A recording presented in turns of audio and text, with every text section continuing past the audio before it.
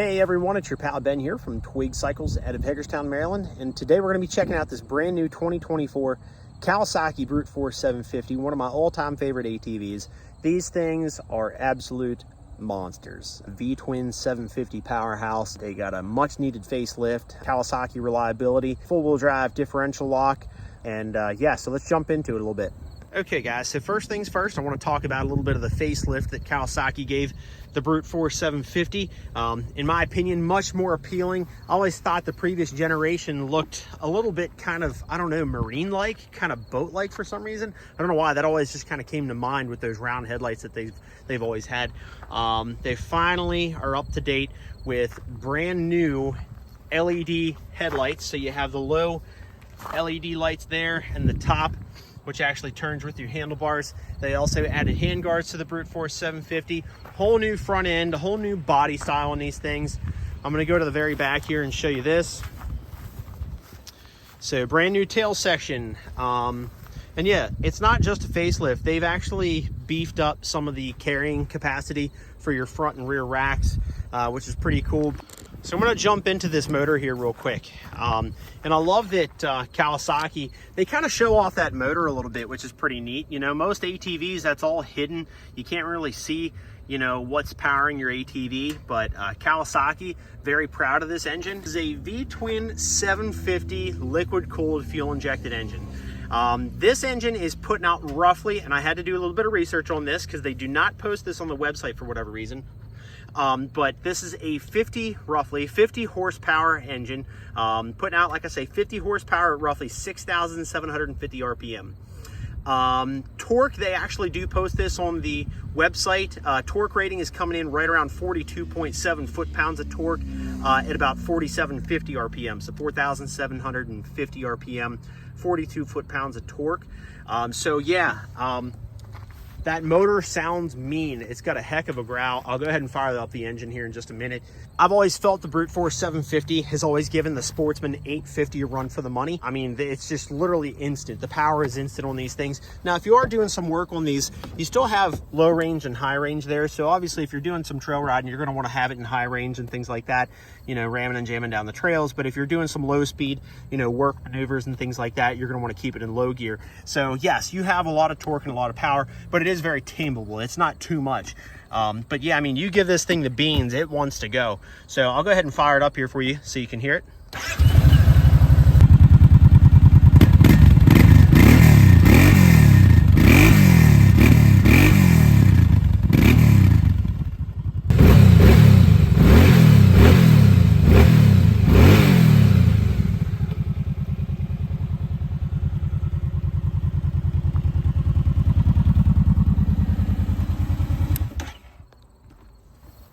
So yeah, I have nothing but good things to say about that engine.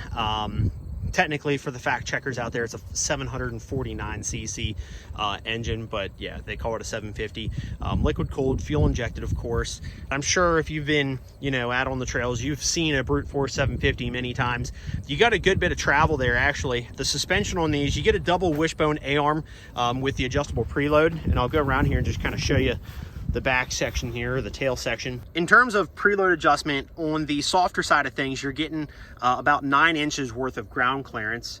And then if you have, you know, preload pretty much stiffened the whole way up, you're looking at about 9.6 inches worth of ground clearance there. Yeah, pretty cool. If you look at the Brute Force, it's a nice kind of beefy, stout machine. These are 46.1 inches wide.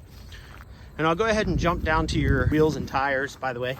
So your front wheel is front tire is a 25 by 8 by 12, and you got a 25 by 10 by 12 on the rear end there. So 25, 10, 12 on the rear, and 25 by 8 by 12. Got a nice set of CST tires on this bad boy, and I think the wheel choice is appropriate. You know, kind of accents on this particular color scheme, the camo, the broken camo. But yeah, a nice, you know, good choice of wheel and tire, I think. Of course, you got plenty of option out there. If you want to do a knobbier tire setup on the Brute Force, you can definitely do that. It's got plenty of power. Usually the clutches on these hold up pretty well, you know, doing large wheel and tire kits and stuff like that. The clutch, the belts on these things usually seem to hold up pretty darn well, as a matter of fact. So I want to go ahead and show you something else here real quick. Your fuel cap is actually back here, just behind your seat. This is a 5-gallon fuel tank. 5-gallon fuel tank. Overall weight on the Brute Force 750s, they're coming in right at about 707 pounds. So 707 overall weight. Rear cargo capacity is coming in at 176 pounds worth of carrying capacity on the back. So 176 on the rear and 88-pound carrying capacity on the front. I should have touched on this while I was back here. You got a space there if you want to put a hitch ball in there, you can. You get a little over 1,200 pounds worth of towing capacity on the Brute Force. So 1,250 pounds worth of towing capacity to be exact. So we're going to jump into kind of the touch and feel phase of this. So you guys, if you have a dealership that's maybe a little bit too far away and you haven't seen one of these in person, we'll get kind of up close and personal with these. Over here on the right hand side, what you can see, everything that Twig Cycles builds. So if it comes in a crate, we put a battery tender on everything that we sell. I'll go ahead and pop the seat off here for those that are curious.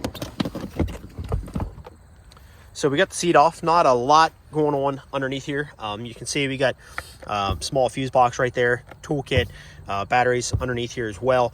You got a trickle charger. This is something, like I say, that we put on everything that we sell here at Twigs. We got a trickle charger lead coming out there. So working our way up, we got a little bit of storage up here. You know, if you wanted to throw maybe a water bottle or something in there, you know, a pair of gloves, you could do that. Throw some rope in there or something. You also have some storage up front. So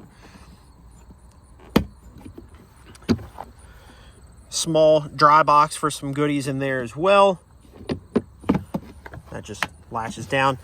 And probably the most useful one is going to be this guy right here. So pop this up. This is also dry storage, so a little bit more space in there. It's got a little bit more depth to it. But this is actually tethered down by the bungee right there. On our left-hand side, you know, obviously you got the footboard right there. Not a whole lot to cover here. Working our way back. Like I say, 176 pounds worth of carrying capacity on the back rack. So if you want to throw something back there, you can. And like I say, 88 pounds on the front rack there as well. That is a metal rack underneath the plastic portion here. The reason these guys are doing this is to give you a little bit more surface area so things aren't falling down through. But they put these covers on so that you can, you know, strap down some bags and have a little bit more surface area to haul some stuff along with you. But this is a true metal rack underneath there, so if you still want to tie some stuff down, you can do that. They have some spots throughout for the Kawasaki quick release system.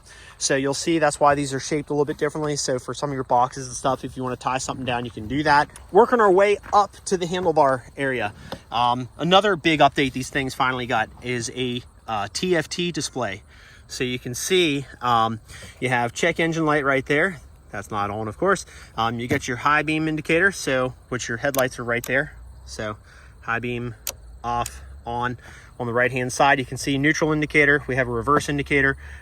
These two lights are on only because we're sitting here with the engine turned off. If I were to actually fire the engine up, you would see these two lights go away.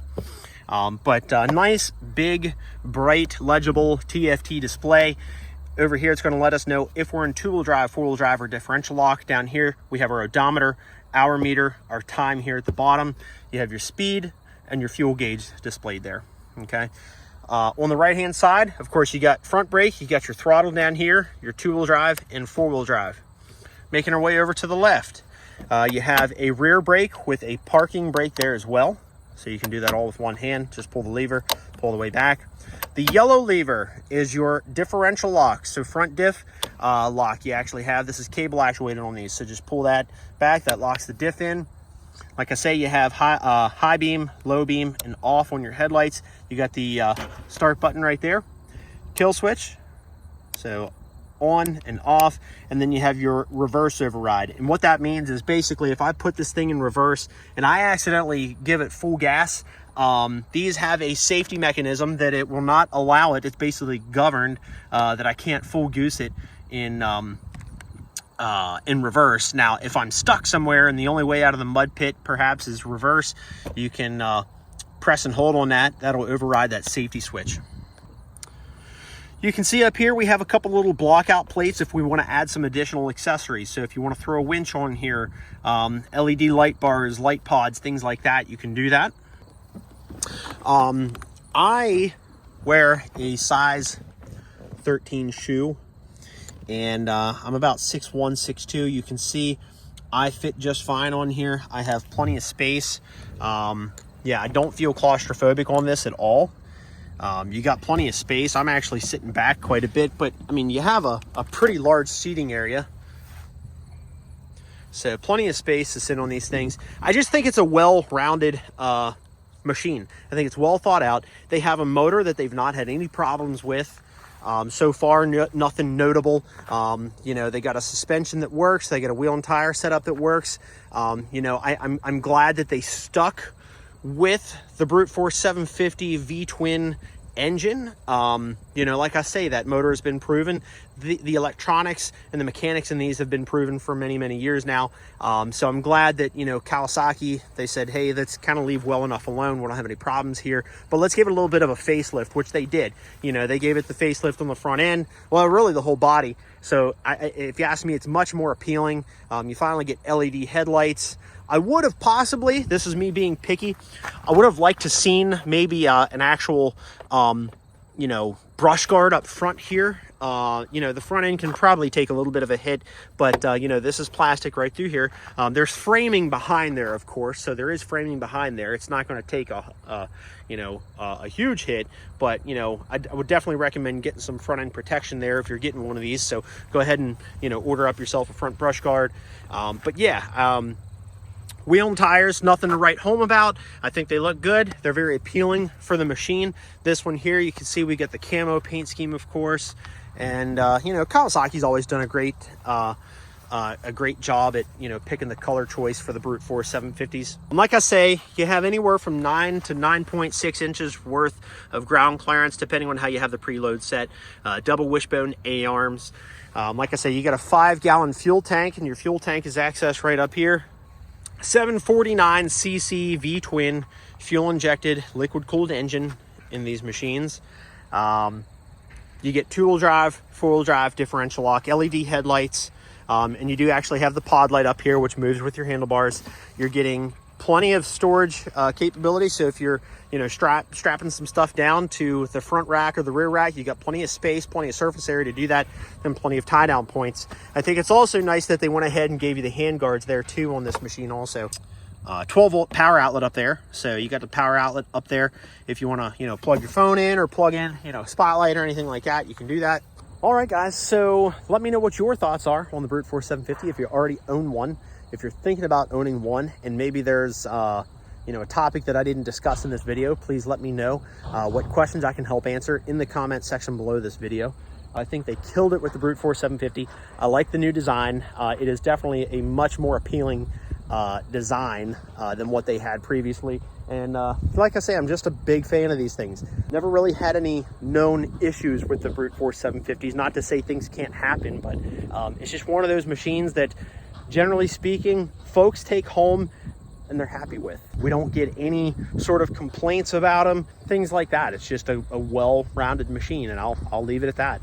I'm gonna go ahead and close up this video, go inside here, get to work, edit this, and yeah, if you guys would do me a huge favor, like and subscribe, I would greatly appreciate it. Thank you so much for checking out the video, and thank you so much for your support. I'll catch you later.